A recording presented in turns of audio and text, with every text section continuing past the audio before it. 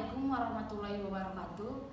Perkenalkan, nama saya Nur Cahaya Sahnan, NIM 2216050112, Prodi Perbankan Syariah. Oke, kita akan masuk ke pembahasan yang pertama, perkembangan Islam pada masa modern, dengan dosen pengampu Bapak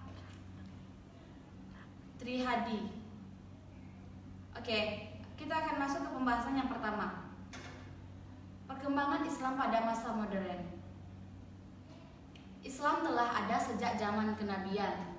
Sejak itu, Islam terus-menerus berkembang hingga sampai saat ini. Namun, perkembangan Islam tidak semudah yang kita bayangkan. Seperti saat ini, ajaran Islam pernah mengalami kemunduran hingga akhirnya berjaya hingga saat ini. Periode setelah 1800 Masehi bisa dikatakan sebagai Islam modern, termasuk di dalamnya saat ini. Di masa ini, banyak perkembangan dalam kehidupan Islam meliputi pendidikan, politik, dan kebudayaan. Dan seluruh perkembangan Islam dirangkum dalam 3 periode. Yang pertama, periode klasik, pertengahan, dan modern.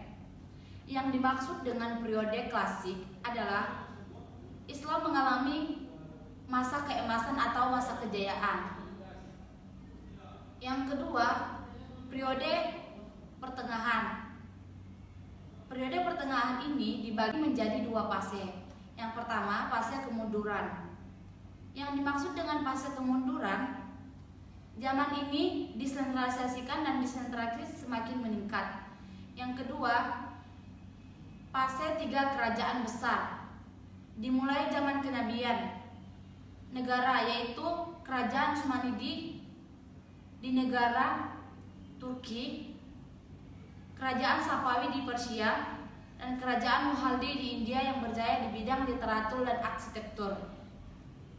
Yang ketiga, periode modern atau periode sampai sekarang. Periode ini disebut juga periode pembaharuan karena merupakan zaman kebangkitan dan merupakan umat Islam terhadap kelemahan dirinya dan adanya untuk memperoleh kemajuan dalam berbagai bidang, terutama dalam bidang pengetahuan, teknologi. Perkembangan Islam pada masa modern. Tokoh-tokoh perkembangan Islam pada masa modern ini ada 4, yaitu Muhammad bin Abdul Wahab. Beliau lahir di Arab Saudi. Yang kedua, Rifa'ah Badawi, Rabi atau At-Taw. 3, Jamaluddin Al-Afghani. Contoh-contoh perkembangan Islam pada masa modern. Ilmu pengetahuan di India. Yang kedua, ilmu pengetahuan di Mesir. Yang ketiga, ilmu pengetahuan di Turki. Perkembangan di bidang kebudayaan. Hasil cipta dan karya dari manusia untuk manusia itu sendiri dari masa ke masa kebudayaan semakin berkembang. Perkembangan agama, politik, dan ekonomi. Perkembangan agama pada masa modern ini memberi landasan intelektual bagi pembaharuan berbagai bidang, termasuk dalam bidang agama. Islam adalah agama yang memberi kebebasan kepada umatnya. Oke guys, sampai sini saja presentasi yang bisa saya sampaikan. Kalau ada salah mohon dimaafkan. Assalamualaikum warahmatullahi wabarakatuh.